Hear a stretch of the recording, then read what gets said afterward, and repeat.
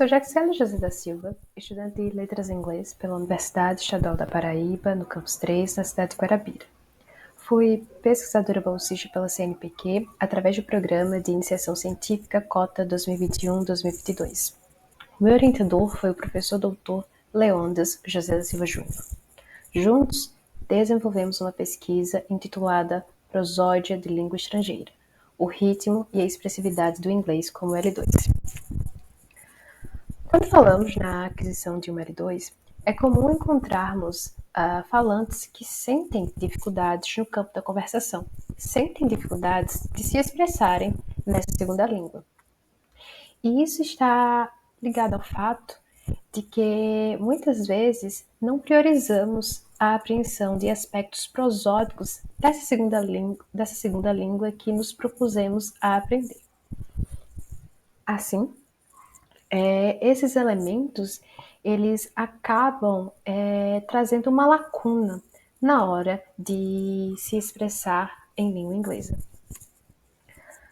Uma vez que o contexto real de fala, ela tem a presença da chamada connected speech, a fala encadeada, que abrange elementos como ritmo, entoação e expressividade, que a gramática normativa ela não aborda tais questões, e isso formula uma lacuna na aprendizagem do falante de L2. Assim, esse projeto testou a seguinte hipótese: o ritmo da fala do inglês, segunda língua, é afetado pela prosódia e pela expressividade do português brasileiro, fazendo com que os parâmetros acústicos sejam alterados.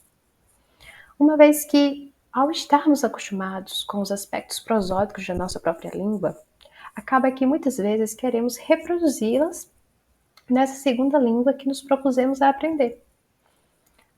Assim, o nosso objetivo geral visou realizar uma análise experimental do ritmo e da expressividade da fala do inglês como segunda língua, produzidas por falantes brasileiros a partir de parâmetros acústicos extraídos de suas produções.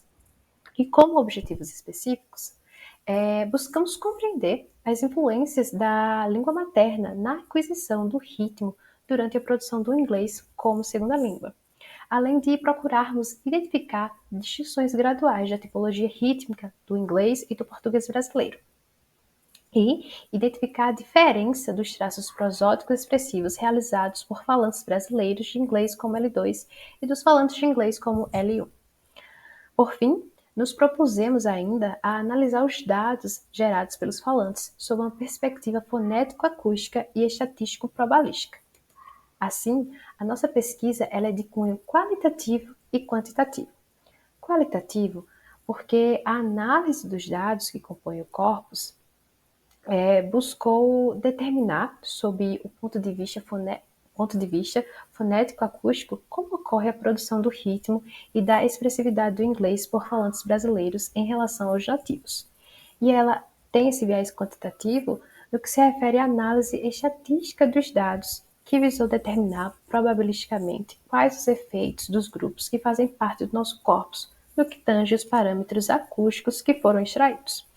Assim, tivemos uma coleta de dados nos quais organizamos dois grupos, um grupo de controle e um grupo experimental.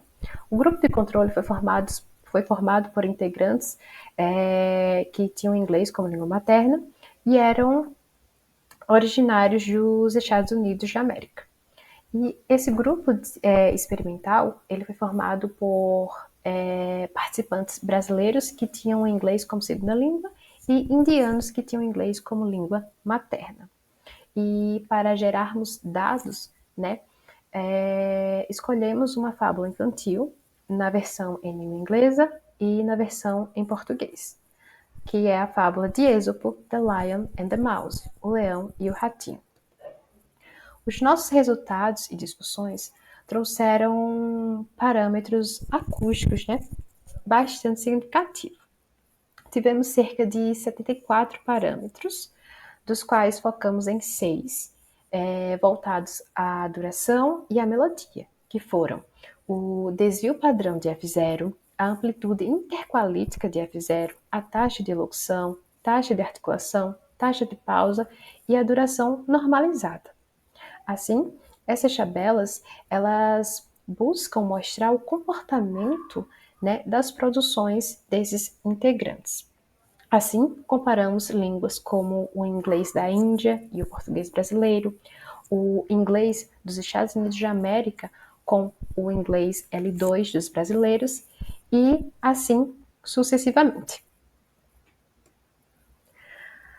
Em linhas gerais, tivemos como resultado que os brasileiros tiveram uma fala mais rápida e também tiveram mais pausas. E isso se reproduziu tanto em suas leituras em língua portuguesa quanto em língua inglesa.